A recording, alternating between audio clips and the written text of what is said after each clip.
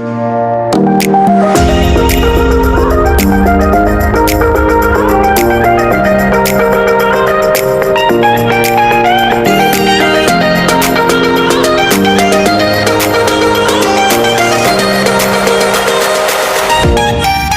ko po sa inyo ngayon mga ka-GCTV ang proseso sa paggawa ng organic na suka mula sa bunga ng balimbing. Ito po yung ating kinuha kahapon, no? Ito yung ating idinagay na dito para mas lumambot o mas magiging bulok, no? Kaya ito nang resulta niya ngayon. Ito na po yung resulta niya, mas nabubulok-bulok na po siya, no? So, ito po ihaluan natin ng itong bawang. Din ito po ay paminta, nalagyan ng kaunting asukal, no, nilagyan ng anak ko ng hinaluan. Pero yan po ay paminta at saka asukal.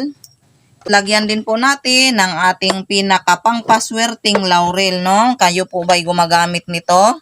No, nagsusunog po ba kayo nito tuwing Martes o Biyernes? Ito po yung laurel, baka kayo po yung nabili sa palengke at ang ibigay po sa inyo is paminta, no? Ako po yung nabili ng laurel dito sa amin. Abay, ang binigay sa akin, dahon ng paminta. Ako hindi po yan, dahon ng paminta. Yan, alam ko po yung laurel. Dahil sa NCR, yun po talaga ang ating ginamit. Gumagamit po talaga ako tuwing Biyernes at Martes ng laurel. Nagsusunog po ako ng laurel at halos lahat ng sulok na aking bahay po mga ka-GCTV ay mayroong laurel. At lagyan rin po natin ng tubig. So ito po yung tubig mga ka-GCTV. Yan po yung tubig. Ito po yung tubig na ihalo natin sa balimbing. So ito po yung ating hiwain. Alam nyo po, ito pong balimbing ay malabituin. Ito po, tingnan nyo po, ito po ay malabituin, no? Star, sabi nga ng anak ko, star fruit, no? Malabituin po siya kapag ito'y atin ng hiwain, no? Napakagandang tingnan. Malabituin, star fruit. Ayan. Star fruit po siya. So, yan. Hiwain po natin upang ito ilagay natin sa balde. Post mo natin. Alam nyo po mga ka-GCTV, napakainam mo, napakaganda na tayo po mismo ang gagawa ng ating suka, no? Mga sukang organic. Lalo marami po tayong tanim, katulad ng saging, katulad ng niyog. Ay napakaganda po talaga. Dahil sa ako po mismo ay gumagawa ng suka mula mismo sa tubig ng buko or ng niyog. Mas maganda po kasi yung tayo mismo ang gumagawa ng suka dahil sa nakakatipid na po tayo, nakakasigurado pa po tayong ito po ay natural, no, organic. Kaya napakaganda po na tayo mismo ang gagawa ng ating mga suka. Maging ang saging po ay pwedeng gawing suka, maging ang langka po, maging ang dalanda, no? Kahit anong prutas sa amin na sobra-sobra, ay ito'y gagawin nating suka. Ang iba naman, yung balat po is ginagawa kong pangpataba. Nilagay ko sa aking mga halaman, no? Yun po ang aking gamit, kaya walang sayang mga ka-GCTV. Tayo po ay mapaglikha, no? Dahil sa sayang ang dami sa palengke, nabubulok lamang po. Yung mga pagkain, hindi na napakinabangan, ito'y tinapo na lang sa basurahan. Pwede pa po yung pabulukin at ito'y ilagay po natin sa mga taniman ng halaman o sa garden, no? Ang aking garden po, ang gamit ko'y natural.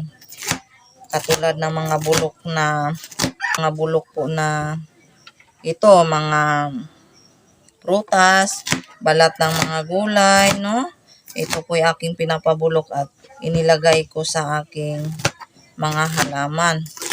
Dahil sa kakatipid ka na, napakamahal po ng fertilizer at sigurado ka pang natural talaga ang iyong kinakain. Hindi po katulad sa bumibili tayo sa palengke. Animoy napakaganda, no? Sariwang-sariwa kung tingnan. Ngunit isang linggo na po pala yung nakababad sa sa formalin, kaya hindi ho maganda. Maganda ho talaga yung tayo mismo ang magtanim tayo mismo ang gagawa. Kaya ang dami ngayon is may mga sakit na kanser ano. Pero marami na ring nagising sa katotohanan no? Sa dami ba naman nakatin ng health forum ni Doc Atoy ay nagising ho talaga ng itong paggamit ng mga synthetic ay hindi ho talaga maganda no mga ka-GCTV. So ito po mga ka-GCTV ang ating hiniwa no. Ito po ilagay natin dito sa tubig no. Ito po inuming tubig. Nasa atin na po kung hanggang saan po ang gusto nating tubig. Ito'y pwede kong ibenta no na suka. Kaya dinamihan ko na po kasi magbibinta rin po tayo ng suka na mula sa bunga ng balimbing, no? Ayan, tingnan nyo po, malastar o malabituin po. Ang kanyang hugis, kapag ito'y hiwain, ay malabituin po ang balimbing, no? Na prutas. So, ilunod na po natin mga ka-GCTV. So, ito na po mga ka-GCTV, no? Tapos na po tayo. Ilagay na po natin ang ating ingredients dito sa tubig. Unahin po natin itong suka. Ito pong suka na ito ay nagmula po ito sa niyog, no? Sa tubig ng niyog, no? Ito po ay atin ring ginawa. So, ihahalo natin dito para mas dadami yung kanyang bakterya, no? Ihalo natin dito. Kaya ito po ay pula kasi po ito may sili po, no? Ilagay na po natin. Ayan. Halo natin sa tubig. At pagkatapos lagyan din po natin ng sili, ngunit hindi na karamihan, no? Hindi po karamihan dahil ito ay napakaanghang na sili. Yan ay siling napakaganda. Mabagong-babango po talaga. And then lagyan po natin itong dahon ng laurel mga ka-GCTV. Laurel na kung saan nagbibigay swerte sa ating buhay. Talagang hanga po ako nito. Nung na ito, mga dahon-dahon na ito, yung mga laurel na ito. Ilagay na rin po natin itong bawang mga ka-GCTV. Ayan po, ilagay po natin yung bawang. At magin po yung luya, ngunit ang luya ay naiwan po sa kabilang bahay. Kung kaya't hindi po natin ito malagyan ng luya. Din ito po ay paminta. Nasa inyo na po kung ano po bang iyong ilagay, no? Kung ano yung ihalo. At ito po ay 3/4 na asukal.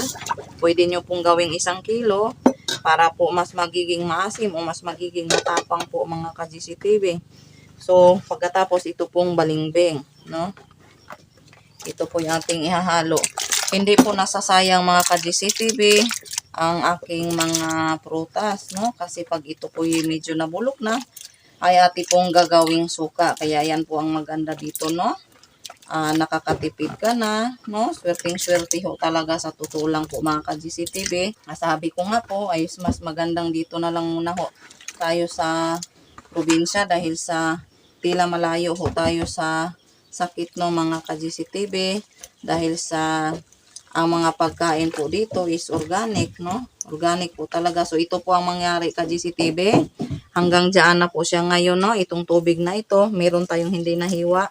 Kasi sobrang lambot naman po, ito na lang ating durugin. Ganyan po, dahil sa hindi siya nasali paghiwa.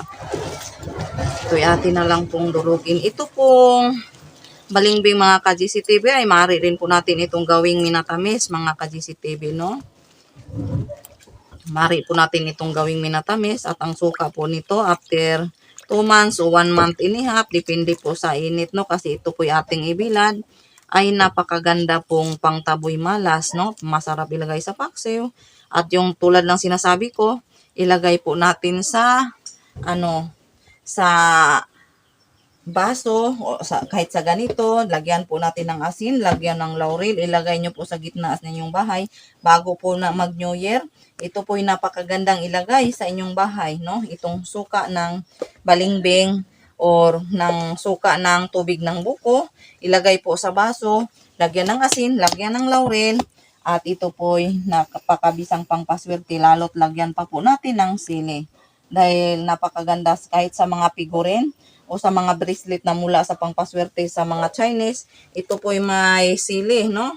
May iba't yung palawit pangpaswerte na, yung palawit po ng pangpaswerte na ilagay sa pintuan ng bahay, ayon rin po ay mayroong sili, no? So ito po ating natakpan na mga ka-GCTV at ating talian, at ito po ay ating ibilad.